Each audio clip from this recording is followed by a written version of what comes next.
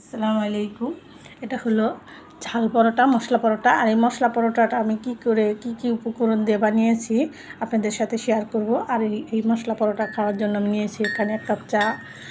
আর মশলা পরোটাতে আমি কি উপকরণ দিয়েছি, কিভাবে বানিয়ে আসছি আপনাদের সাথে শেয়ার করব। আপনারা দেখতে থাকুন। এই দেখেন, খেতে অনেক সুস্বাদু হবে। আর এই পরোটা ছোট থেকে বড় মানুষ পর্যন্ত খেতে পারবে অনায়াসে। আপনারা আপনাদের পছন্দ মতো ঝাল দিয়ে বানিয়ে নেবেন। আর এই পরোটাটা খেতে অনেক সুস্বাদু। এটা মাংস ছাড়াও খাওয়া যায়, ভাজি ছাড়াও খাওয়া যায়।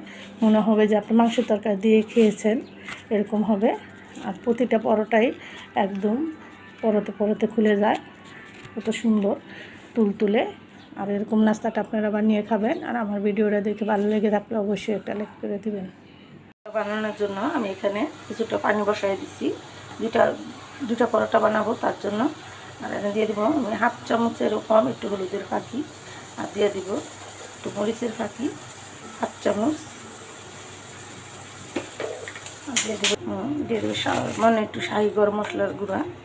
আর এই পরোটাটা খেতে এরকম একটা স্বাদ হবে, যেমন মনে হবে যে মাংস দিয়ে খেতেছেন এরকম। আর আপনারা যারা ঝাল বেশি পছন্দ করেন তারা বেশি করে ঝাল দিয়ে নেবেন। আমি 2টা পরোটা বানাবো, তার জন্য আমি এনে 2 মুখ আটা নিয়ে নেব।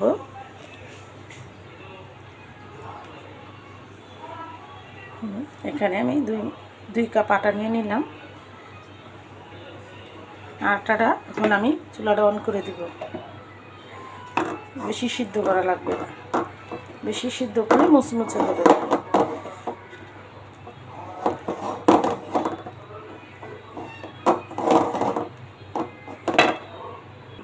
দিয়ে দেবো স্বাদ মতো লবণ,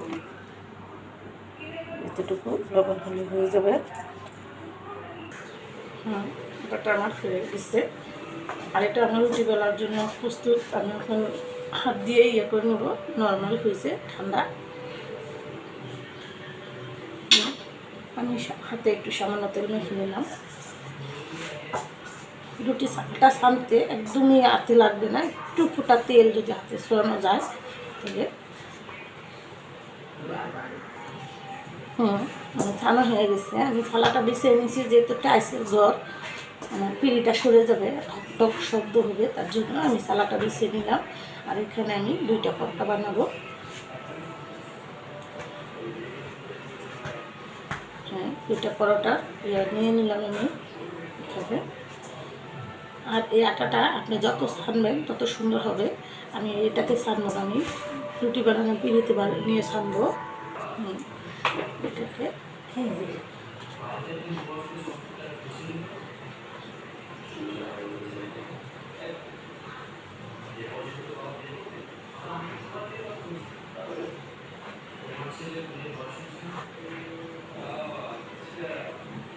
দেখেন কত সুন্দর হয়ে গেছে। আর এরকম করে আমি বাকিটাও এরকম করে নিব।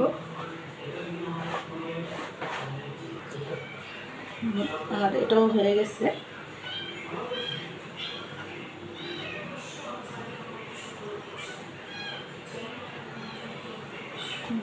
এটা আটা দিয়ে দিব।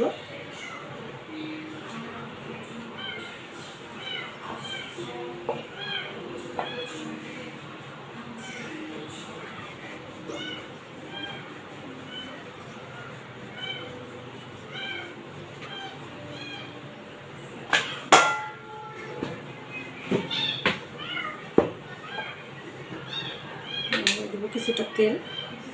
পরোটা বানালে এটা দিতে হবে, দিলে এটা মুচমুচে হবে, ফুলে উঠবে। আমি এখন এটা আঁচ দেব।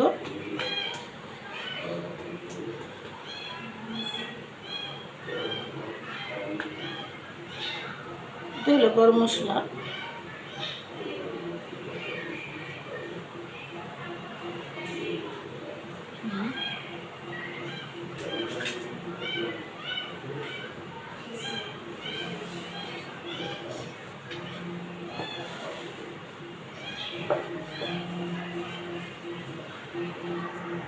এই মশলা পরোটাটা সব বাচ্চার থেকে বড় মানুষ পছন্দ করবে। আপনারা এরকম করে বানিয়ে খাওয়াবেন।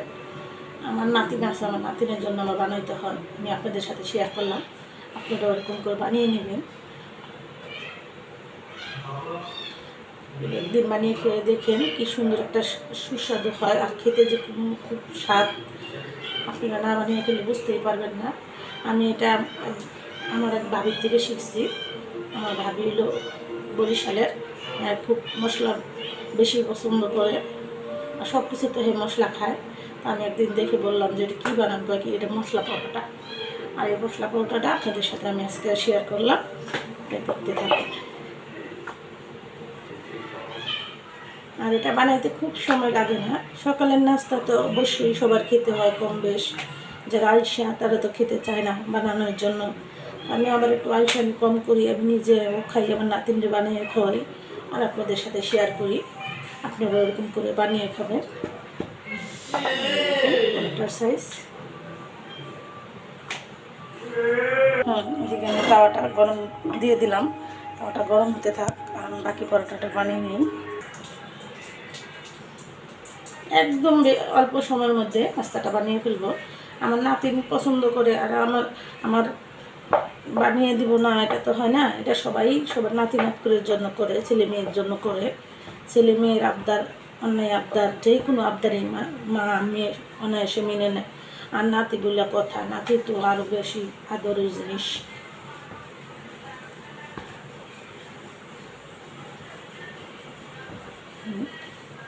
পরোটাটা হয়ে গেছে বানানো, দেখেন একদম সিম্পল একটা জিনিস, অল্প সময় হয়ে যায়। এটা গরম মশলা,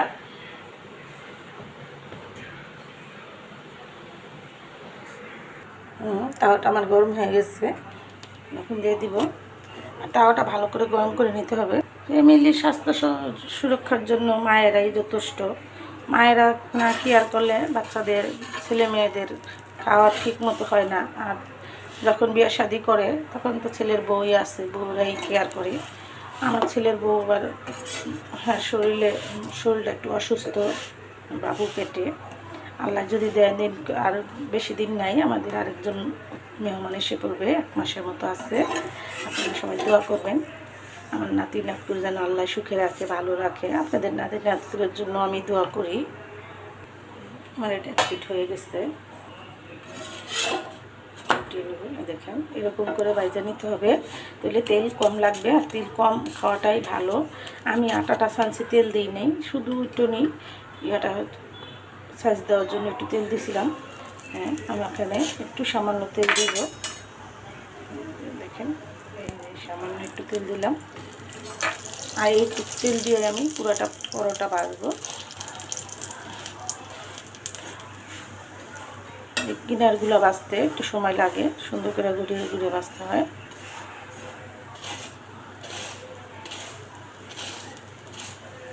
দেখেন পরোটার কালারটা কি সুন্দর আসছে। মাংস ছাড়াই পরোটা খাওয়া যাবে, মাংসের স্বাদ আসবে মশলা দেওয়া।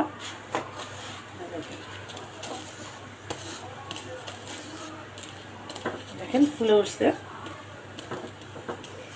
এরকম করেই মশলা পরোটাটা বানানো হয়। আর আমি মনে করি নিজের ফ্যামিলির স্বাস্থ্যের জন্য নিজের একটু সচেতন হতে হয়। আপনারাও যারা মারা আছেন, দাদিরা আছেন, চাচারা, ফুগুরা আছেন, তারাও আপনারা আপনাদের ছেলে মেয়ের জন্য, আপনার নাতি নাতকুরের জন্য এরকম করে পরোটা বানিয়ে দিবেন, ঘরে নাস্তাটা বানিয়ে দিবেন, স্বাস্থ্য ভালো থাকবে। অযথা দোকানের জিনিস না খাওয়াবেন, পয়সাটা নষ্ট করবেন কেন?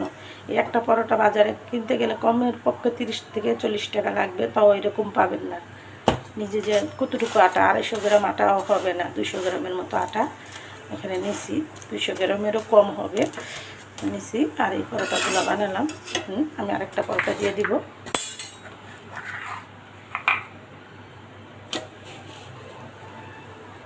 এটার 1 পিঠ হয়ে গেছে, উল্টিয়ে দিব।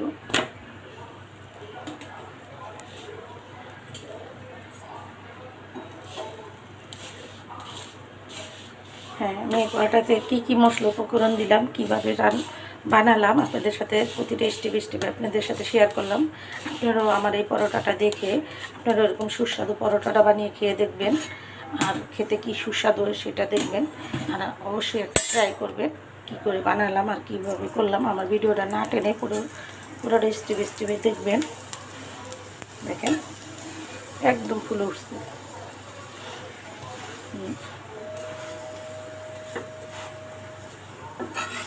যারা নতুন রাঁধুনি তারা তো রান্না করতে অনেক কষ্ট হয়ে যায়, হিমশিম খেয়ে যায়, স্বামীরে কী করে খুশি করবে পারে না।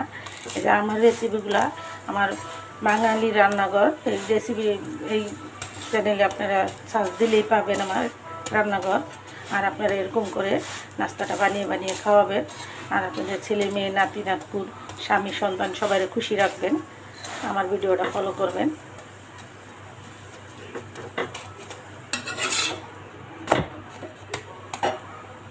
তার জন্য একটু চা বসাই দিলাম, আর চাটার মধ্যে দুটো তেজপাতাও দিয়ে দিলাম।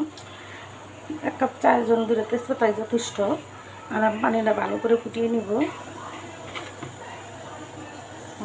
পানিটা ফুটে গেছে, আমি এখন দিয়ে দেবো চাপাতি। আর চাপাতিটা দিয়ে আমি ঢেকে দিয়ে চুলাটা অন করে দিব। আর এই চাটা এখানে 2 মিনিট হতে থাক, আমি এখানে চিনি আর চায়ের বাকি উপকরণগুলো মিলিয়ে নিই। হ্যাঁ, চায়ের জন্য আমি 2 চামচ চিনি নিয়ে নেব। আর যারা চিনি কম খান তারা চিনি কম নেবেন, আর যারা চিনি বেশি খান তাদের পরিমাণ মতো তারা নিয়ে নেবেন। আমার পরিমাণ মতো নিয়ে নিলাম। আর এখানে দিয়ে দেবেন দুধ দানা।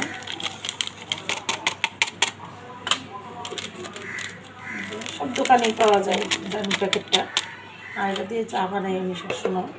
আর সবচেয়ে ফ্রেশ ফুল ক্রিম যেটা বলে সেই দুধটা আরও বেশি ভালো, ওই দুধটা দিয়ে চা বানাইলে বেশি ভালো হয়। আমি যে হাতের কাছে যা পাই তা দিয়ে বানাই। চাটা আমার ফুটে গেছে, এখন নামিয়ে নিব। আর আমি এখন জল নিব। দেখেন চাটার কি সুন্দর কালার আসছে।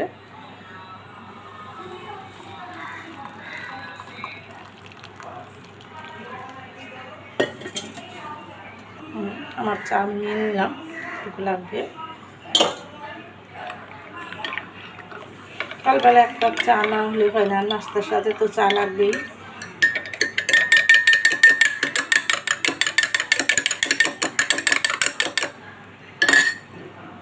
অলরেডি হয়ে গেছে নাস্তার সাথে চা। আর আমি প্রতিটা স্টেপে দেখাইলাম কীভাবে আমি নাস্তাটা তৈরি করলাম। আপনারা ওরকম করে সুস্বাদু নাস্তা তৈরি করে খাওয়াবেন। আর আমার ভিডিওটা দেখে ভালো লেগে থাকলে অবশ্যই একটা লাইক করে